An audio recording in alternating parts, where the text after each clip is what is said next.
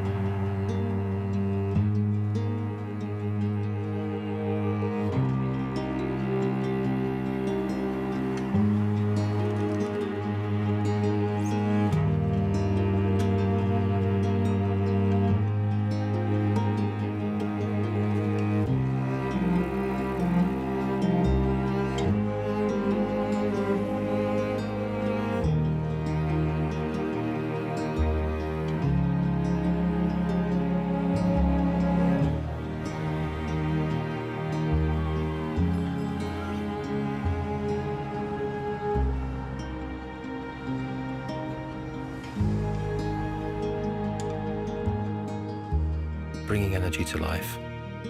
Rasgas, the power of the drop.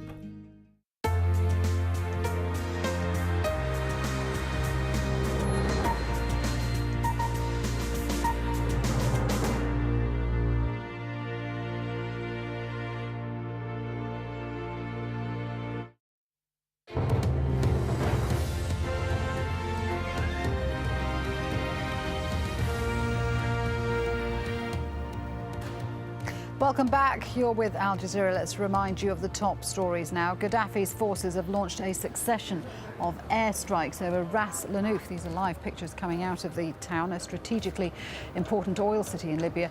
These exclusive pictures show the moment a bomb hit the nearby Sidra oil port. A plane carrying the Libyan Deputy Defence Minister has landed in Cairo. It was one of 3 planes belonging to the Libyan leader Muammar Gaddafi, which earlier took off from Tripoli. The destination of the other 2 isn't clear, nor is the purpose of the Libyan minister's visit to Cairo. Anti-government protesters in Yemen remain defiant despite the death of at least 1 man. Security forces opened fire on a crowd of demonstrators outside Sana'a University. OK, well, that fighting continuing in and around the Libyan city of Ras Lanuf. Oil storage depot is on fire. Khalid Kwafi is a member of the opposition forces based just on the outskirts of the city, and he explains what's been going on. 1 hour ago, we started seeing airplanes in the sky, and then a strike to the Al-Sidra port. And then we heard a very, very huge explosion and big smoke. After that, our people, they tried to go there towards the smoke, but they stopped them from going there. After that, some man phoned us, and he said there is so many injured and killed people there. So the ambulance and some doctors immediately go there, but they faced them with fire. They started firing them and trying to stop them from going to the explosion place.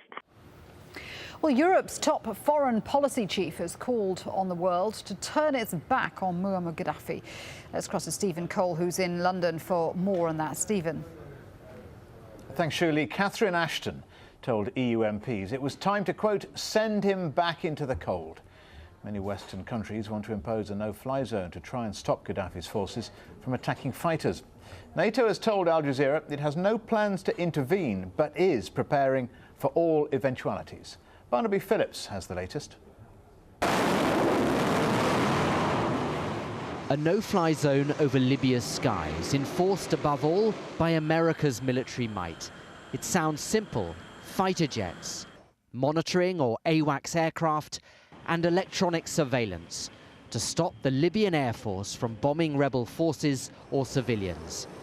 In practice, it may not be so simple. An abstract no-fly zone, when you're just simply not allowing military aircraft to not pass through, that doesn't actually help prevent bloodshed on the ground. So a no-fly zone without it being coupled by military strikes is quite futile. Information on Libya's air defences is hard to come by, but according to recent research by one analyst, there are some 30 surface-to-air missile sites, most on the heavily populated coast. So how do you hit them without risking civilian casualties? And what about the history of these operations? During the first Gulf War, a no-fly zone was created in northern Iraq. Later, it was extended to the south. It helped protect Kurdish and Shia populations from Saddam Hussein's air force. Then a no-fly zone was established in Bosnia. It restricted Serbian forces, but didn't prevent the killing of 8,000 people in the Srebrenica massacre. There are political as well as practical problems. At the UN, Russia and China are wary of deeper involvement, whilst after the fiasco of the Iraq War, some Western military planners are cautious. NATO is definitely not looking to intervene in Libya. We have asked our military to conduct necessary planning to be prepared for all eventualities, but we have not taken any operational decision. Western countries will want to know how much support there is for a no-fly zone in the Arab world, and defence chiefs will be warning that even a supposedly limited operation can have unpredictable consequences. Barnaby Phillips, Al Jazeera. And I'll be asking about Barnaby's key question there about how much support there is in the Arab world for a no-fly zone. Let's ask Justin Crump, though, first. And Justin's a military intelligence expert and former serviceman. The key issue here, perhaps, before we get on to support or the moral imperative, is helicopters. Yeah, absolutely. If you look at the operations in Bosnia with no-fly zone there, and in southern Iraq, helicopters were the big issue. They're much harder to detect for a start.